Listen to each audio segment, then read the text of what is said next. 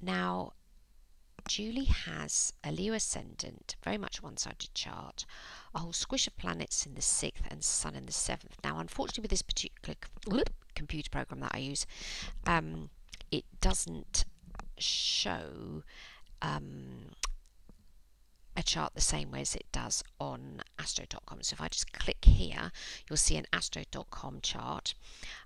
Here is Julie's chart, and that's what it actually looks like. Okay, these are the transits on the outside. This is what she's talking about.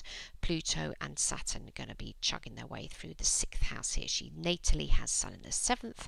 She has Moon in Sagittarius, and there's Jupiter on there, so that's lush. And today that I'm doing the podcast, the Moon is in Leo, right onto her ascendant. So obviously you should be tuning in, listening to this. Now, she's wondering why her emotions are all over the place. Now, there's only one place that can be affected emotionally in the chart. So let me go back to Zodiac. This is what this program's called. There's her moon, natally, in the sign of Sagittarius. I don't think there's anything else in Sagittarius. Pluto's in Sagittarius, so just the two planets. They're not conjunct, they're nowhere near each other. This column here would let us know as if they were. And there's Jupiter, which has been transiting through the sign of Sagittarius since around about October last year. If we're going to blame a planet for this, is the moon, the emotions in the 5th house. The 5th house is to do with creativity. Jupiter has been working its way backwards and forwards. So now with this computer program, all I have to do is click the blue button for the month, the green button for the year, and the red button for the day. So if I click here and I go backwards in time, I need to go forwards a tiddly bit. So there's Jupiter beginning, it was November last year. Here's Jupiter beginning its transit through the sign of Sagittarius. So I'm now going to go forwards. I need to check I've got the right day today. So today's the 11th, so I'm going forwards month by month on the 11th. Look at Jupiter there. Dun, dun, dun, dun, dun, dun. And we get to round about April this year. Look, you can see he's going backwards. So Jupiter is slipping backwards, and we're now June. I mean, I'm actually May today, so let's go back a bit. Jupiter is retrograding past your moon, Julie. This is what's causing your emotions to be going up and down. Now, Jupiter on the moon is a nice thing. The moon magnifies and makes things bigger, but Jupiter magnifies and makes things bigger, but the moon is how you feel. So your feelings, it's got nothing to do with this lot here, Saturn and Pluto. It's Jupiter that's affecting you, okay? Because Jupiter is the ruling planet to your moon in Sagittarius, is transiting past it, has been going backwards and forwards, up and down, all of this, and it's going to continue to transit and retrograde because we want the planets to go around this way. Okay, anti-clockwise is how they go, but because it's retrograding, it's going to continue to retrograde until July and August, and then it's going to start going direct again. Okay, so we get to September, and I'm moving the computer forwards here month by month. We get to October, and then Jupiter, and we get to December, and it's now out of the sign of Sagittarius. Okay, and it will be way away from your moon. So the remedy for the moon being all over the place, I've talked about this particular remedy before. It's a homeopathic remedy called Ignatia, Ignatia. You get it in a 30C potency. You have 1 or 2 tablets maximum a day, every day for a week, to settle how you are feeling. So anything that is emotional is happening that's not too stressful. We're not talking about death and disruption here. We're just talking about feeling a bit sort of off course.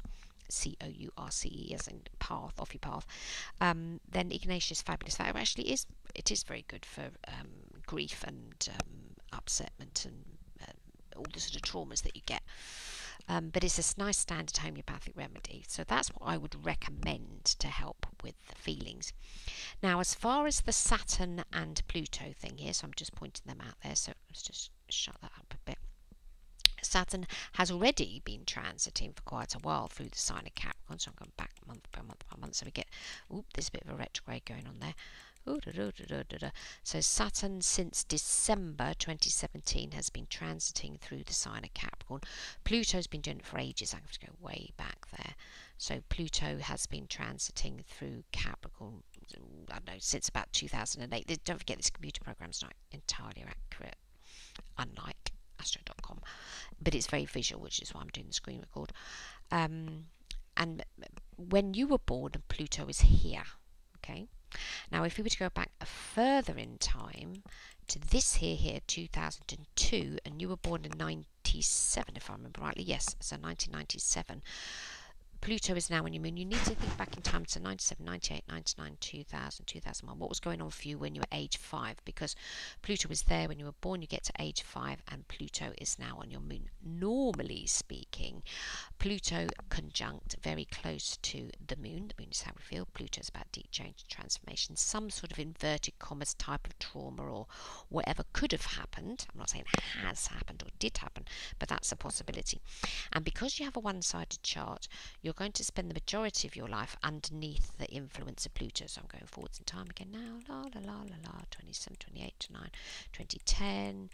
2014, 16, 17, 18, 19. You've had so far a lifetime of, let's get the right date again, we're going to go back to the 11th, being under the influence of Pluto, because it's the nature of the way that your chart is. It's very one-sided, so you should have got the hang of it by now. There's nothing you can do about Pluto, okay? You just need to recognize if you have a cluster chart and Pluto is making a lengthy transit through the cluster bit of your chart. Remedies for that is to just remember that you are as if you were a caterpillar changing into a butterfly. You are changing. It will be a slow change. It's not that sudden when it starts. Where it starts is the suddenness of it. So nothing went on until boom, it was year 2002. Now you've got, so your moon's a sensitive part of your chart. It's in the 5th house. Now why is that? You've got a Leo ascendant, and the 5th house is the house ruled by Leo. Okay, because it's the 5th house is the 5th sign. Your sun sign is Aquarius. You're probably more influenced by the sun, and at the moment the sun is up in the sign of Taurus, which is up here, and I believe you're having to make decisions about your career. So when you've got a sun ruled chart, which is what a Leo ascendant would be, you need to check the 5th house, which is where your moon is located. This is how you feel, and also where the sun is. So throughout the year you will be pretty influenced by where the sun is. Now I've got a Leo ascendant chart, and I'm always checking where the sun is, which house is it transiting through at the moment. So in Julie, in your case, it's going through your career, so you do need to think about your career. Don't stress out about it. You'll make a decision. It doesn't matter if you start in the wrong job or you don't like it. You can change. Okay, nothing is fixed in stone, and that's something I need to remind a fixed sign like yourself, because your sun sign's fixed, your ascendant is fixed, what else have I got that's fixed? That's it. Sun sign and ascendant. There's probably some outer planets knocking about there. Jupiter's fixed, Venus is fixed. So you're not mad on change. It's not something that your fixed sign ascendants don't like a lot of change. However, you just need to accept it. Your moon's an immutable sign. Okay, but Jupiter's the cause of you feeling why you are at the moment.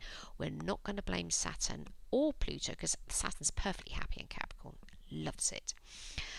We're going to be pointing the finger at Jupiter, so you need to remedy that by taking some Ignition just for a week. That'll be enough just to settle you down, or listen to ask me for some links to hypno tracks. I've got bazillions. I've got 40 on my website now that you can listen to help you feel better.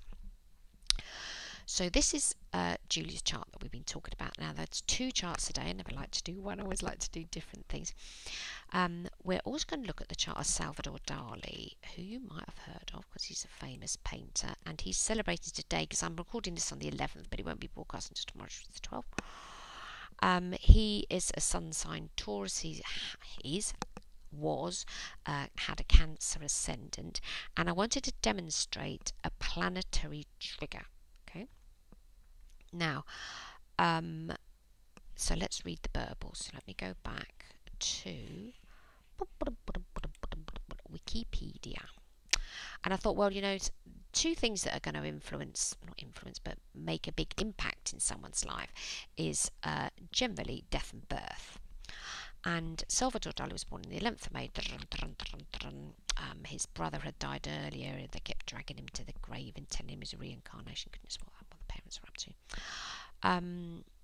And Now, this is the thing I wanted to pay attention to.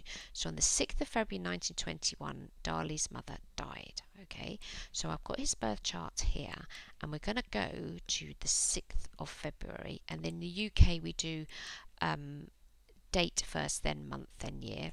Don't ask me why, but we're different to US, but there we go.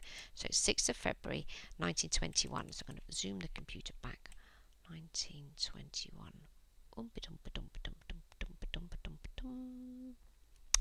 Come on now. You're going to have to go the year dot here.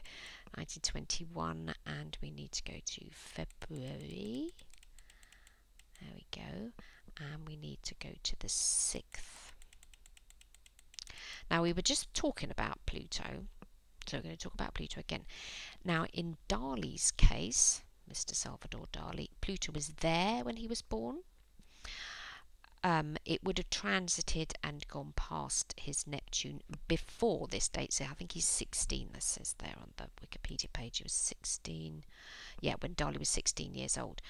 But all this stuff going on about the dead brother and dragging him down to the graveyard and all the rest of it was he would have had to spend a vast amount of his childhood with Pluto transiting and conjuncting his natal Neptune in the 12th house. So natally he had Pluto and Neptune in the 12th, and we'll just confirm that with Salvador Dali. Here we go, here's his chart. Dink. So there we go. He had Pluto natally in the 11th, Neptune in the 12th, and the ascendant is something like 22 degrees. Zodiac's not going to do it exactly, but look at this. So the date that Mum dies, Pluto is now going over his ascendant. He had an enormous impact on his life. Well, it would do for anybody, wouldn't it? Lose your mum.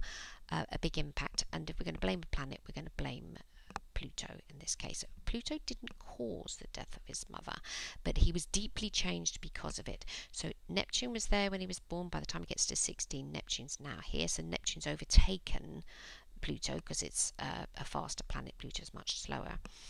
And because it had conjuncted earlier on, it conjuncted his Neptune, it would have triggered his natal Uranus, which is in the 6th house. Now, there are two major deaths that happened in his life. So one was his mum, and the other was his partner, and she died on the 10th of June 1982. So this is just a quick demonstration, about planetary triggers. And this is where you need to go investigate and ping over to astro.com and put your chart in and go backwards and forwards in time. 10th of June 82, so Wikipedia tells us. So this is the whole of his life. La la la la la la la. And we're going down to his health took a catastrophic turn. He started getting Parkinson's, and then this is his wife here. 10th of June 82, which is the date we've got here. So now, on the surface of it, there's nothing going over his ascendant. So how did it have such a big impact on him? Venus is up there. That's not going to cause anything horrible. But look, Pluto's down here now. And Pluto's in Libra, Saturn's in Libra, Mars is in Libra.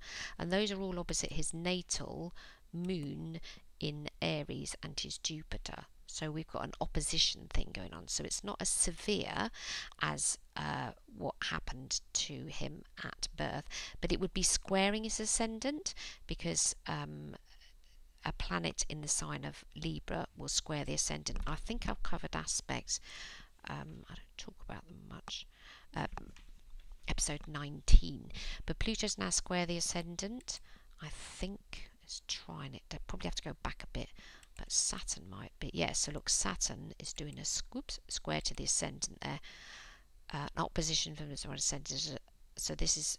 Oh, I never run out of space on the screen. Blockages and delays and stuff. So Saturn is exactly squaring his ascendant. So the outer planets are triggers for Mr. Salvador Dali. Pluto, mum's death. Saturn, the demise of his wife. So it's opposition to his moon and his Jupiter, and square to his ascendant. So obviously he had it's a very sensitive ascendant to have anyway in the sign of Cancer. You know, so if whatever sign of the zodiac you are, if you've got a Cancer ascendant, you're going to feel things at 50 paces. It's a very tactile feeling ascending sign to have. So it's all about kinesthetic, feely type things. So I'm going to turn off the